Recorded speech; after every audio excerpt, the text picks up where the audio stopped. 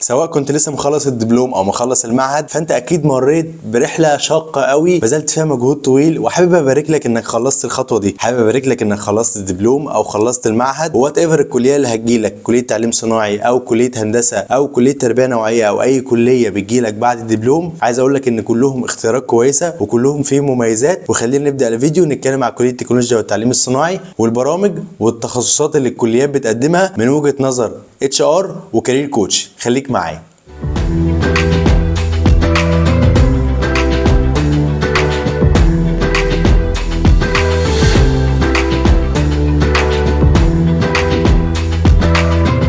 يا هلا بالشباب، ايه الاخبار؟ عاملين ايه؟ كله كويس؟ انا مبسوط ان انت خلصت خطوه الدبلوم وخطوه المعهد او اي مؤهل انت خلصته علشان خاطر تدخل بيه كليه التعليم الصناعي، عشان كده بتبحث عن الفيديو. انا حابب ابشرك وحابب اقول لك ان الكليه كليه جميله وفيها تخصصات كتير حلوه، وده اللي هنتكلم عليه في الفيديو. كليه التكنولوجيا والتعليم الصناعي من اكتر الكليات اللي بتكون فيها مستقبل لطلبه الدبلوم، وفي ناس كتير قوي مش مؤمنه ان الكليه دي كليه كويسه. فانا في الفيديو ده هغير وجهه نظرك عن الكليه وهفهمها لك باسلوب تاني وبرسبكتيف تاني، علشان خاطر تعرف ان كليه تعليم صناعي فعلا من الكليات المحترمه بعد الدبلوم. وعايز برضه اقول لك على حاجه، مش عايزك تزعل ان ما جالكش كليه هندسه او ما جالكش كليه في دماغك انت عايزها واضطريت تدخل الكليه. فانا مش عايزك تتعامل مع الكليه او تتعامل مع المؤهل اللي انت داخله جديد بالعقليه دي. عايزك تغير الحته شويه وتتعامل مع الكليه بحاجه ان انت تكافئ نفسك بيها. انت خلصت الدبلوم دلوقتي، سواء كان 3 سنين وكنت محظوظ وجبت حاجه و90%، او خلصت دبلوم ال5 سنين، او خلصت دبلوم المعاهد الفنيه الصناعيه. كافئ نفسك انك دخلت الكليه وبتدرس بكالوريوس ايا كان تخصصه ايه. انا مش عايزك تزعل، وعايزك تعتبر ان دي خطوه ايجابيه جديده في حياتك وفي كاريرك، وتعامل معاها بعقليه ايجابيه. وخليني كده في الجزء ده اكلمك شويه عن الكليه، يعني نعتبر الحته دي مقدمه عن كليه التكنولوجيا والتعليم الصناعي. كليه التكنولوجيا والتعليم الصناعي اللي هي كانت كليه التعليم الصناعي سابقا، ولكن بعد اضافه القسم المميز وتخصصات معينه مميزه بقى اسمها كليه التكنولوجيا والتعليم الصناعي. عايز اقول لك ان الكليه فيها تخصصات كتير قوي بتناسب كل الطلبه وبتناسب كل الباك جراوندز. يعني لو واحد مثلا كان في المعهد تخصصه ميكانيكا هيلاقي، كان تخصصه جرارات هيلاقي، كان تخصصه مثلا معماري هو هتلاقي، كان تخصصه مدني هتلاقي. فيها فرايتيز كتير قوي. فانا مش عايزك تزعل انك ما دخلتش هندسه وما خدتش اللقب. انا عارف وحاسس بيك انك كنت بذلت مجهود كبير، وعارف ان انت كنت عايز تخش كليه هندسه ولكن الموضوع ما ظبطش معاك. فانا مش عايزك تتعامل مع الكليه بالعقليه دي. لا، انت داخل كليه جديده فيها تخصصات كتيره، فيها حاجات ممكن تأهلك لسوق العمل. وخد بالك بقى من الحته دي كويس، ان انت بعدين اصلا هتكتشف ان الموضوع كله زي بعضه. هتكتشف ان هي دي زي دي، شويه كورسز مع لغه هتلاقي الموضوع ظبط معاك، وبقيت صدقني احسن من اللي انت كنت عايزه في دماغك واكتر. وبقول لك كده من واقع خبره عمليه. انا اشتغلت فتره في تراك الاتش ار او في كارير الاتش ار، وبدرس دلوقتي كارير كوتشنج. فبنلاقي حالات كتير قوي طلب الدبلوم اصلا واشتغل على نفسه في موضوع اللغه واخد كورسز معينه من اماكن معينه، ودلوقتي بيتقارن باحسن من الناس اللي انت مفكرهم في دماغك او اللي انت كنت عايز تبقى واحد منهم. فما تقلقش، انت دلوقتي خلاص طالب باتشلر ديجري، معاك بكالوريوس، تقدر بعد كده تعمل ماسترز، تقدر بعد كده تعمل PhD. فلسه قدامك فرص كتيره، ولسه قدامك مجالات كتيره قوي انك تخشها، وقدامك فرص كتيره قوي في المستقبل.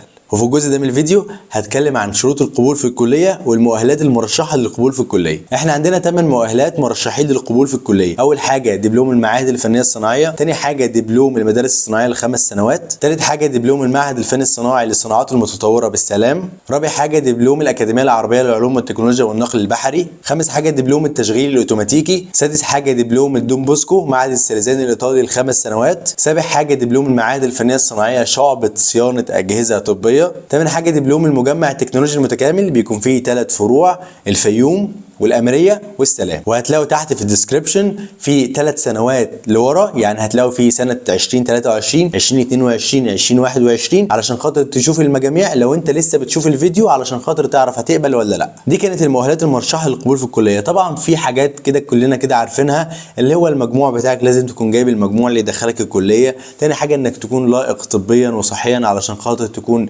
مؤهل للدراسه، وانك تكون متفرغ، وانك تكون مفيش حاجه هتمنعك انك تدرس في الكليه. يعني طبعا كليه التكنولوجيا والتعليم الصناعي الدراسه فيها بتكون 4 سنوات، وبتخرجك معاك بكالوريوس تعليم صناعي، تقدر بيه تشتغل في مدارس التربيه والتعليم والتعليم الفني، وبتقبل 90% من طلبه الدبلومات و10% من المؤهلات الاخرى. وخليني في الجزء ده اكلمك عن تخصصات كليات التكنولوجيا والتعليم الصناعي. طب وليه قلت كليات؟ لان كل كليه فيها تخصصات موجوده وفيها تخصصات لا، فيها برامج مميزه وفيها مش موجود برامج مميزه. فاحنا هنا هنتكلم عن التخصصات في كل واحده فيهم على حده. احنا عندنا 4 كليات على مستوى الجمهوريه، واحده في السويس وواحده في بني سويف وواحده في حلوان وواحده في سوهاج. كل واحده فيهم بيكون فيها تخصصات موجوده وفيها تخصصات لا، فيها برنامج مميز وفيها برنامج لا. يعني ممكن تلاقي واحده فيهم ما فيهاش برنامج مميز، وممكن تلاقي واحده فيهم فيها البرنامج العادي وما فيهاش برنامج مميز، وممكن واحده فيهم تلاقي فيها الحكومي بس. اوكي، عشان تكون عارف الحسبه فيها ايه قبل ما تقدم في الكليه دي. واول كليه هتكلم عن التخصصات بتاعتها هي كليه التكنولوجيا والتعليم الصناعي بحلوان. كليه التكنولوجيا والتعليم الصناعي بحلوان فيها برنامجين، البرنامج الحكومي العادي اللي من غير مصروفات، وفيها البرنامج المميز اللي فيه تخصصات مختلفه عن البرنامج الحكومي بالمصروفات. والتخصصات اللي موجوده في كليه التكنولوجيا والتعليم الصناعي في القسم العادي مش المميز كانت تكنولوجيا التكييف والتبريد، تكنولوجيا الانتاج، تكنولوجيا الالكترونيات، تكنولوجيا الجرارات والسيارات، وتكنولوجيا الكهرباء. وكليه التكنولوجيا والتعليم الصناعي السنه اللي فاتت اخذت مجموع 94%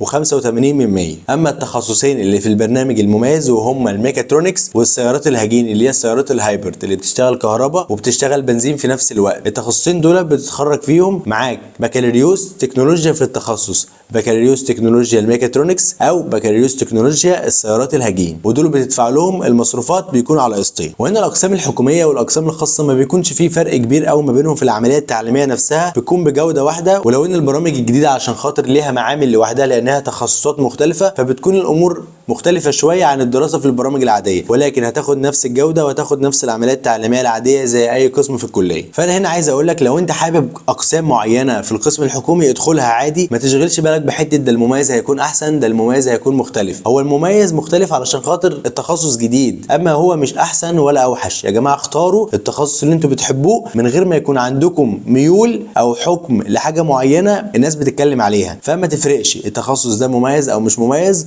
ادخله وتعلم المنهج وابقى شاطر فيه وما يهمكش اي حاجه. وتاني كليه هتكون كليه التكنولوجيا والتعليم الصناعي بالسويس، وبيكون فيها تخصصين. وتاني كليه معانا هي كليه التكنولوجيا والتعليم الصناعي بالسويس، واخد السنه اللي فاتت من مجموع 93 و44%. والكليه بيكون فيها برامج مميزه وبرامج حكوميه. البرامج الحكوميه بتكون تبريد وتكييف وغزل ونسيج وميكانيكا انتاج، وقسم كهرباء قوه والات، وقسم كهرباء برضه ولكن الكترونيات، وقسم الانشاءات المعماريه والمدنيه. اما عن القسم المميز بيكون فيه قسمين، قسم تكنولوجيا الطاقه المتجدده وقسم تكنولوجيا الانشاءات المعماريه. وكليه التكنولوجيا والتعليم الصناعي جامعه سوهاج السنه اللي فاتت اخذت مجموع 92 و42%، وبيكون فيها 3 تخصصات في البرنامج العادي، ميكانيكا وكهرباء وانشاءات مدنيه ومعماريه. واخر كليه معانا كانت كليه التكنولوجيا والتعليم الصناعي بجامعه بني سويف، واخدت السنه اللي فاتت من مجموع 92 و85، وبيكون فيها نفس التخصصات اللي موجوده في الكليات اللي فاتت، وهسيب لكم اللينك في الديسكربشن تحت عشان تخشوا وتشوفوه. وهنا بقى كعاده كل فيديوهاتي اللي هتلاقيها في الشانل، لان انا ممكن اكون واخد الحته دي من الكارير كوتشنج والاتش ار، لان بعض الاوقات كنت بعمل نصايح للموظفين وبعمل نصايح للناس الطلبه زمايلي او في الجلسات بتاعه الكوتشنج عشان خاطر يفهموا الامور بشكل اوضح. دلوقتي انت داخل على بكالوريوس جديد او داخل على مؤهل جديد، ما تدخلش باي عقليه تانية غير العقليه اللي انت مبسوط بنفسك انك حققت الانجاز ده. ممكن انت تكون زعلان انك ما جالكش هندسه او ما جالكش كليه تانية انت بتطمح ليها سواء خاصه او حكومه، ولكن انا عايزك انت تدرك البعد بقى اللي هو ايه، تبص للموضوع بنظره ايجابيه. افرح بنفسك، افرح بنفسك ان انت عديت المرحله بتاعه الدبلوم ايا كان اللي حصل فيها وايا كان اللي انت مريت بيه، انت داخل على مؤهل جديد. وعايز اقول لك على حاجه، كل المؤهلات زي بعض، يعني لو انت جيت هتبص لها في الاخر ان كلهم زي بعض، مفيش فروق كبيره قوي ما بينهم.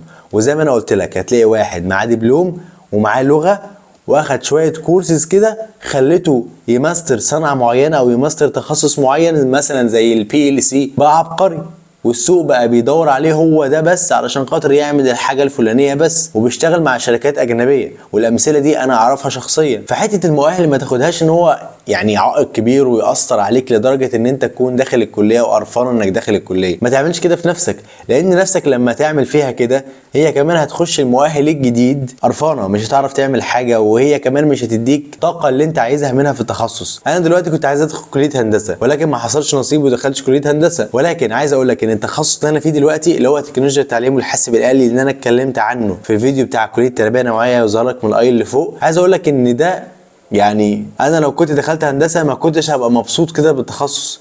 احنا في التخصص بندرس برمجه، بندرس جرافيكس، بندرس اديوكيشن، بندرس سايكولوجي، بندرس حاجات كتير قوي مع بعض. فانا عايز اقول لك ان انت ما فاتكش اي حاجه، ما تزعلش، ما تتضايقش، ما تحملش نفسك فوق طاقتها. انا مش هديك نصيحه في التخصص او نصيحه انك تعمل الحاجه الفلانيه ولا الحاجه العلانيه، هتلاقي الكلام ده من ناس كتير قالوه لك، ولكن انا هنا بقول لك اهتم بنفسك وخليك هادي عليها. انت تعبت في الدبلوم او تعبت في المعهد وعملت مجهود كبير، فدلوقتي انت بتدور انك تدخل مؤهل جديد، فبالتالي اهدى وافرح بالانجاز اللي انت عملته وادي نفسك حقها، علشان خاطر هي تديك في الفترات الجايه مجهود وتعب وتنجح تاني وتتبسط اكتر. وموضوع التميز في الشغل والتميز في التخصص، ياه ده الموضوع ده مفيش اسهل منه. نصيحه من هنا على نصيحه من هنا في التشانل هنا وفي البلاي ليست دي، انا مش هسيبكم خالص، هفضل موجود معاكم. واللي انتم ما تعرفوش اصلا ان التشانل دي اصلا كانت بس لطلبه الدبلوم، ولكن الموضوع اتطور شويه مع دراسات انا كتير درستها، فالموضوع كبر والسكوب بتاعه بقى اوسع. فما تقلقوش، انا كده كده معاكم دايما موجود بنصايح، ودايما موجود على الواتساب، موجود على الفيسبوك، موجود هنا على التشانل، برد دايما على كل التعليقات. فعايزكم دايما تكتبوا لي كومنتس تحت الفيديو وايه الرحله اللي انتم مريتوا بيها، ونتكلم ونتناقش مع بعض علشان خاطر نعمل تبادل افكار وكل واحد فينا يحكي الاكسبيرينس بتاعته. مهتم جدا اسمع منكم تحت في الكومنت سيكشن. وفي الجزء ده من الفيديو هتكلم عن ملخص الفيديو للناس اللي هي عايزه تخش على الملخص على طول من غير ما تسمع باقي الفيديو. طيب دلوقتي انا اتكلمت وقلت ان في 4 كليات تكنولوجيا وتعليم صناعي في مصر. اول واحده جامعه حلوان، تاني واحده جامعه بني سويف، تالت واحده جامعه السويس، رابع واحده جامعه سوهاج. دولت بيكون فيهم برامج مميزه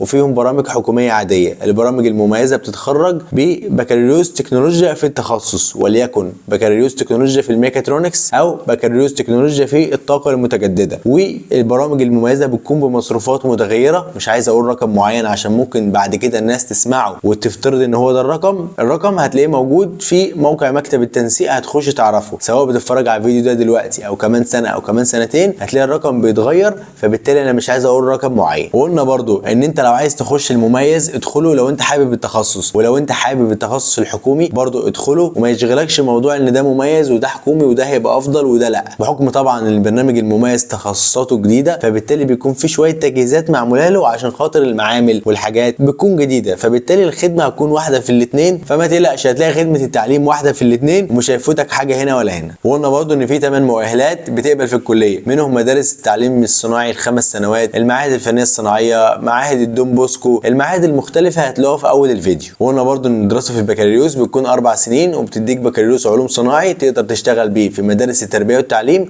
والتعليم الفني. كده وصلنا لنهايه الفيديو. اتمنى يكون الفيديو وصل لك حاجه ووصل لك رساله الفيديو، اللي انا بتمنى ان كل واحد فيكم فهم رساله الفيديو صح. يا جماعه الموضوع ملوش علاقه بالتخصص او بالكليه، الموضوع ليه علاقه بيكم انتم، هتعملوا ايه بالتخصص وبالكليه، وايه جديد، هتعملوا ايه زياده. وخليني اقول لك ان انت كل ما تبقى ستيبل ومستقر مع نفسك في اختيارك للكليه واختيارك للتخصص، ده بيأثر على كاريرك وبيأثر على شغلك بعدين. وخليني هنا اشرح لك فكره الشانل. فكره الشانل عباره عن ايديو كوتشنج، هي بتعمل ايديو ريفيوينج. يعني ايه ايديو ريفيوينج؟ شفتوا الناس اللي بيعملوا مراجعه للمطاعم وللاكل؟ انا برضو بعمل مراجعه للكورسز، بعمل مراجعه للكليات، بفهمك الكليات من وجهه نظر مختلفه، مش من وجهه نظر عاديه خالص، لان اغلب الناس بيشرحوا الحاجات بنظره سلبيه. انا ما دخلتش طب فكل ما دون طب مش حلو، انا ما دخلتش هندسه فكل ما دون هندسه مش حلو. لا يا جماعه اسمحوا لي اختلف معاكم في الحته دي. سقف التعليم مش مرفوع على عمود واحد او كليه واحده بتتمثل في عمود، كل الكليات موجوده قصاد بعضها شايله سقف التعليم، فما تفترضش ان في كليه احسن من كليه وفي كليه اقل من كليه ثانيه. وانا موجود هنا على يوتيوب وموجود على فيسبوك وموجود على تيك توك وموجود على انستجرام، هتلاقيني دايما بعمل ريلز وشورتس. بتمنى تتابعني، هتستفيد مني كتير قوي الفتره اللي جايه. ولو انت اول مره تشوفني بتمنى تعمل سبسكرايب في الشانل. انا بتكلم عن الوظائف، بتكلم عن الكورسز، بتكلم عن الكليات، بتكلم عن الكوتشنج، بتكلم عليك انت